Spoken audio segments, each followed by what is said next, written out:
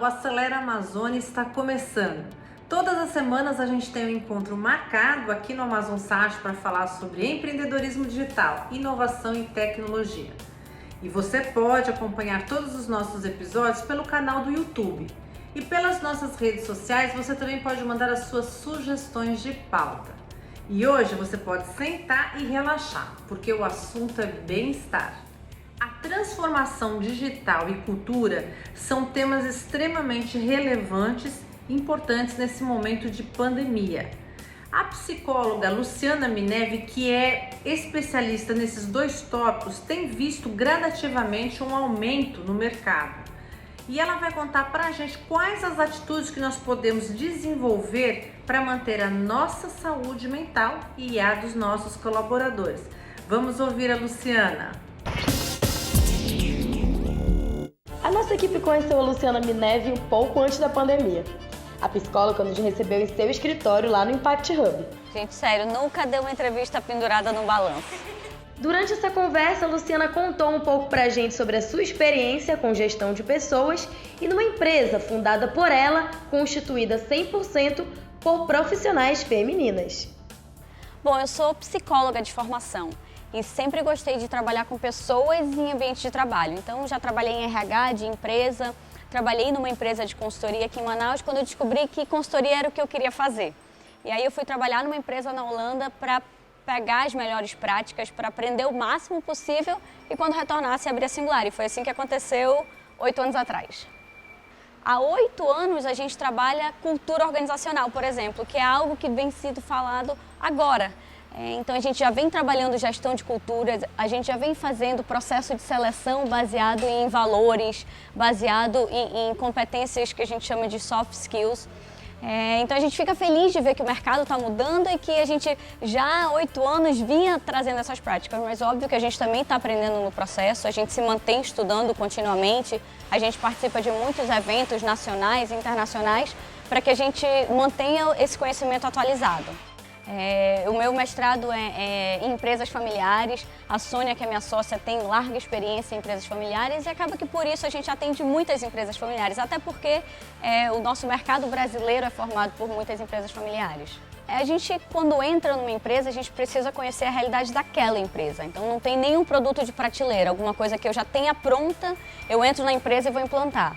Então, quando a gente entra na organização, a gente começa um diagnóstico. Vamos entender como é que está a qualidade dos profissionais. Quem continua trabalhando no home office, ou para quem vai adotar o home office como uma prática comum daqui para frente, é muito importante estabelecer alguns limites, alguns horários. Aconteceu com muitos profissionais no início desse distanciamento de trabalhar 15, 20 horas por dia, porque realmente não tinham essa distinção do que é horário de trabalho e quando descansar. Então, para que o home office se torne produtivo, você precisa delimitar quais são os horários das refeições, mais ou menos o horário que você vai encerrar. Obviamente que se você estiver envolvido em uma atividade, esse horário pode se alongar, mas é muito mais para que você não adquira práticas que não são saudáveis e sustentáveis. Por exemplo, eu particularmente no início da pandemia trabalhei por muitas vezes a madrugada inteira. Isso dá para acontecer pontualmente, mas isso não pode ser a minha nova realidade. Isso não pode ser uma prática continuada porque isso não é sustentável. Eu não vou ter energia física nem emocional para continuar o trabalho. Então é importante entender que mesmo dentro de casa precisa dessas delimitações. E aproveitar mesmo que você não vai mais pegar trânsito, você não vai mais precisar tanto tempo para se vestir, essas questões de ir para o escritório e aproveitar isso de maneira um pouco mais eficiente, ou passando tempo com a sua família, ou lendo um livro, ou estudando, realmente utilizando esse tempo a seu favor. E agora nós vamos ao quadro do Polo Digital de Manaus, que é uma parceria entre a Associação do Polo Digital e o nosso programa. Não deu vontade de conhecer um pouco mais dessa área de recursos humanos voltados para a tecnologia? Trouxemos para você o portal Singular, que disponibiliza gratuitamente treinamentos online em gestão, cultura, liderança e transformação digital. As aulas são gravadas e divididas em módulos. E no portal também tem e-books, podcasts, um conteúdo multimídia. Você pode se inscrever por lá e receber todas as novidades no seu e-mail. Thalita Rocha está à frente do Instituto People. Por lá, o aperfeiçoamento pessoal é feito através de um processo de autoconhecimento. Então, eu sou psicóloga há mais de 15 anos, né? Iniciei a minha carreira numa empresa de bebidas, uma multinacional da área de bebidas. E ao longo da minha jornada, trabalhei em outras multinacionais, mas minha grande referência e a experiência que eu considero mais significativa e que modelou todo o meu formato de atuação hoje foram as empresas de tecnologia por onde eu passei, né? Então, trabalhei durante muitos anos na Nokia e finalizei a minha carreira como empregada, vamos assim dizer, como colaboradora, né? Porque também eu continuo sendo colaboradora na Microsoft. Nossa equipe visitou o Instituto People antes mesmo da pandemia. E é por isso que você está vendo a nossa entrevistada sem a máscara. Questionamos sobre o processo realizado para identificar questões chaves em cada cultura corporativa. A gente não abre mão de entender quem é esse cliente, né? É o grande ponto de partida para a gente. Então, tudo começa com um grande bate-papo, né? Um profundo bate-papo, num formato de anamnese, entendendo mesmo a cultura do negócio, quem são esses colaboradores que estão por trás do negócio, né? O que o negócio almeja, deseja em relação ao futuro versus quem são esses colaboradores. Então, a gente capta o máximo de informações e de variáveis para entender como esse negócio está hoje. Não somente em relação a metas, resultados, performance, mas também em relação a pessoas. A gente acredita muito que a experiência é o que gera memória emocional, né? E o que faz com que as pessoas realmente internalizem o conteúdo de uma forma mais humana, vamos assim dizer, né? Então, a gente tem trabalhado muito e atendido muito às demandas dessa forma, com imersões, com experiências e convivências, inclusive a gente vai muito para o meio do mato, né? Então a gente faz muitas imersões com esse propósito de fazer, antes de qualquer coisa, com que a pessoa se entenda.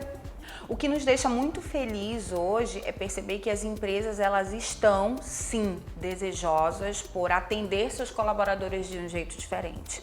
E não somente desejosas de atender esses colaboradores de uma forma diferente, mas de proporcionar experiências que deixem esses colaboradores felizes, satisfeitos de fazer o que fazem, de estar onde estão, né? Então, nós saímos daquela era que era somente resultado e, né, custe o que custar resultado. A gente já tem esse movimento bem agressivo para integrar o outro lado da moeda, né, que é esse lado onde a necessidade do indivíduo é importante e precisa ser ouvida, né? Então, as empresas elas estão buscando sim um olhar mais humano, né? Soluções que realmente coloquem esse indivíduo como protagonista não só do seu trabalho, mas da sua carreira, da sua vida profissional. As empresas estão buscando sim por profissionais mais felizes, né? Por profissionais que se sintam mais satisfeitos, não somente com o seu trabalho, mas com a sua vida, né? E aí falar de felicidade é uma coisa que hoje os grandes veículos de comunicação têm falado muito sobre isso, porque a felicidade é um estado procurado por muitas pessoas, muitos profissionais e muitas empresas. Empresas querem colaboradores felizes e colaboradores querem lugares felizes, né? Onde possam se sentir felizes. Então, naturalmente, esse movimento de mudança muito positivo, é o que nós percebemos, está acontecendo. E como aqui no Acelera Amazônia, o que a gente gosta mesmo é de falar de tecnologia, perguntei a ela quais as peculiaridades em nosso cenário, de que maneira podemos agir para não viver situações traumáticas em nossas funções.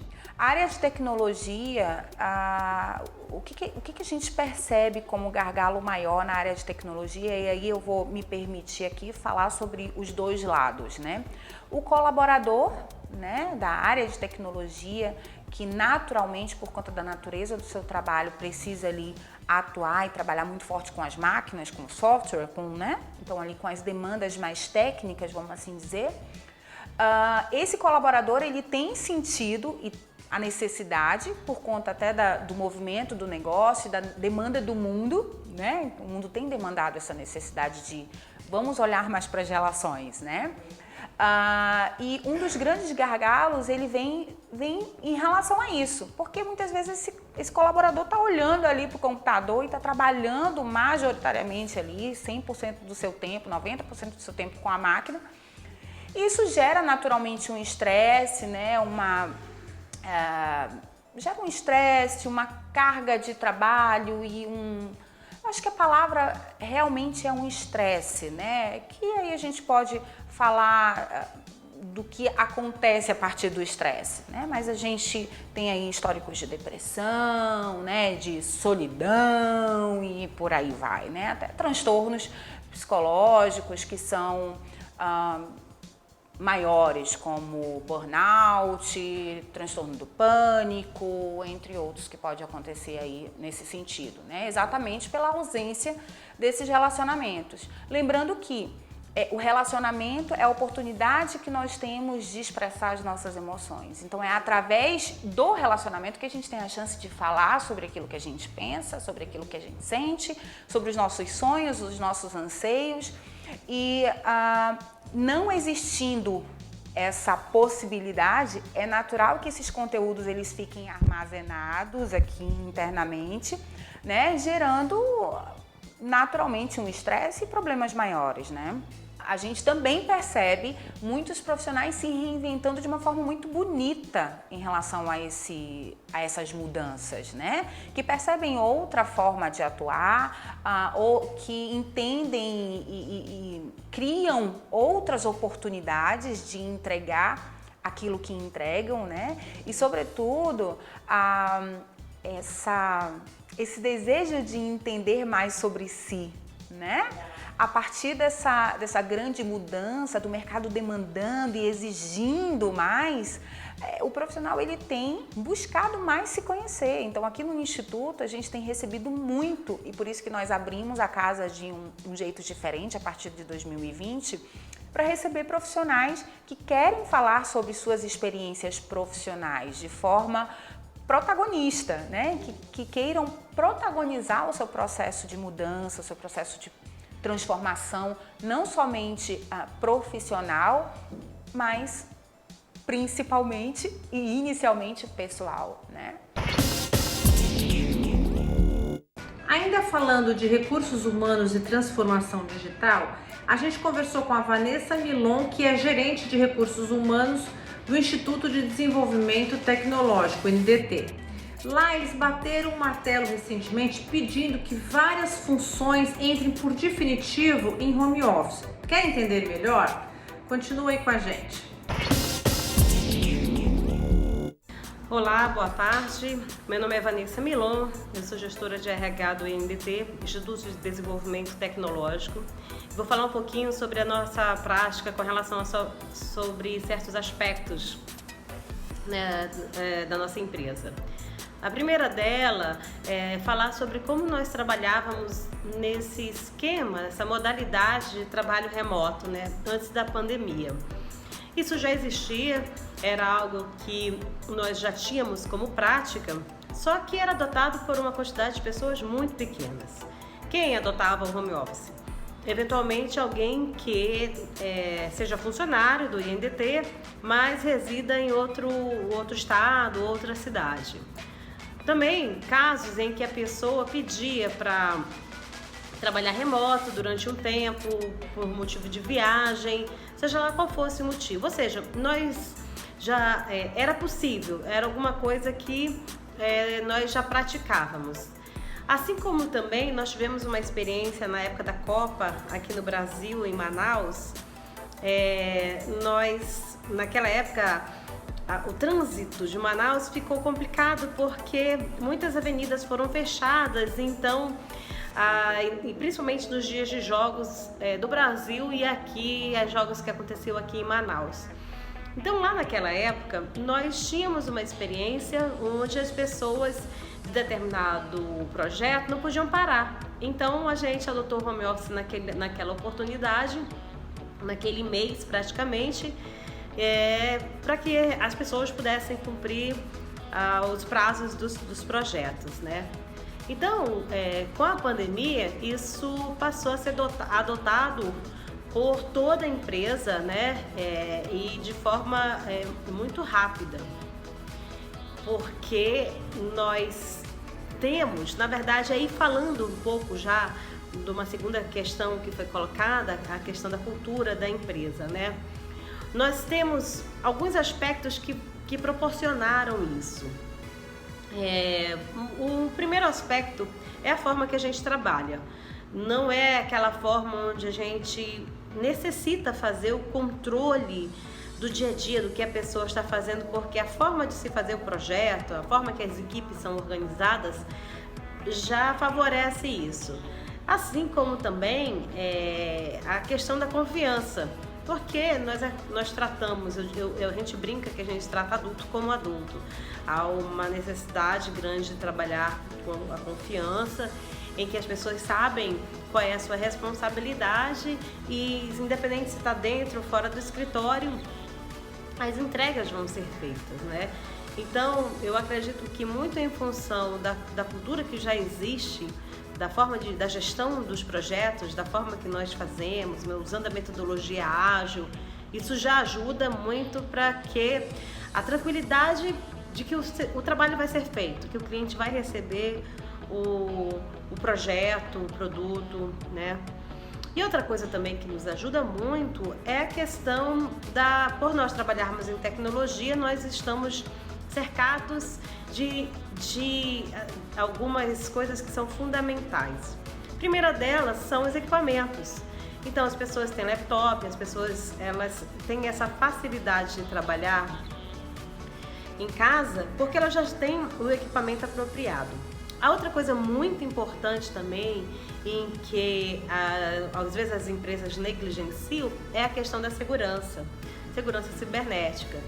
E o INDT, como sendo especialista nessa área, é uma forma de assegurarmos que, mesmo acessando remotamente as nossas redes, ou seja, toda a nossa inteligência ela vai estar protegida de ataques, né, de hackers, ataques cibernéticos, porque nós temos todo um conhecimento para a proteção do acesso à rede. Ou seja, juntando a tecnologia em si, que é com que nós trabalhamos, e a forma que nós trabalhamos, ficou realmente mais fácil da gente implementar.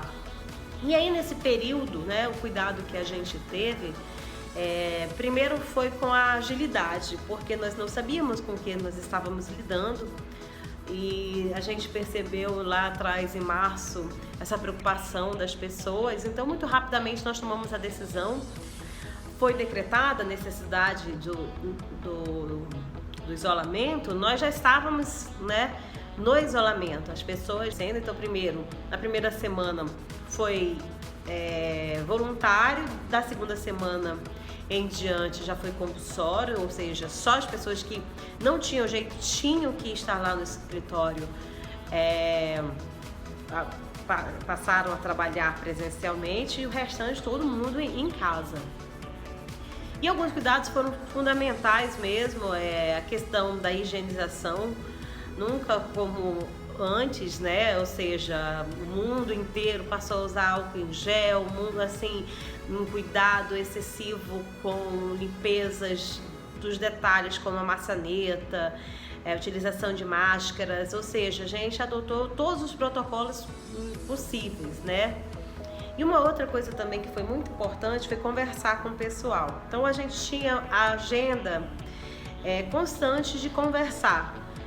Nossas reuniões, onde as pessoas atendiam online, então a gente passava as informações do que estava acontecendo, as decisões, para que as pessoas pudessem se acalmar. A gente ia adaptando a necessidade de prorrogar à medida que nós observávamos como a pandemia ela foi se deslocando, né? Como ela foi se movimentando, digamos assim. Então, isso que realmente era o que nós fazíamos naquele período, né? Nessa transição. Outra coisa também, os funcionários eles não estavam com as casas equipadas para trabalhar, né? A empresa está com a casa equipada para trabalhar. Então, o que nós fizemos? A gente, para algumas pessoas, então a gente emprestou algum mobiliário, principalmente a questão da cadeira, né? A cadeira, o monitor. Então, a gente não montou o escritório na casa da pessoa, mas algumas pessoas precisavam de uma ajuda e nesse sentido a gente contribuiu. E muito rapidamente também, que na verdade a necessidade da velocidade da resposta que era importante, né, naquele momento. Então, são alguns desses cuidados, né, que eu estou relatando que ajudaram a gente nesse período de transição. E acreditamos que foi considerando toda a grandiosidade da doença, de como as pessoas foram afetadas, né? Eu acredito que a gente conseguiu passar por esse momento de uma forma relativamente tranquila, né? Então é isso, espero ter ajudado. Um abraço. Obrigada pela sua companhia. O Acelera Amazônia está terminando a edição de hoje. E se você acredita que o empreendedorismo digital, a inovação, a tecnologia e toda essa transformação digital podem contribuir para uma sociedade melhor, continua com a gente, acompanhe as nossas redes sociais e eu vou ficando por aqui. Até a próxima semana. Bye, bye. Tchau, tchau.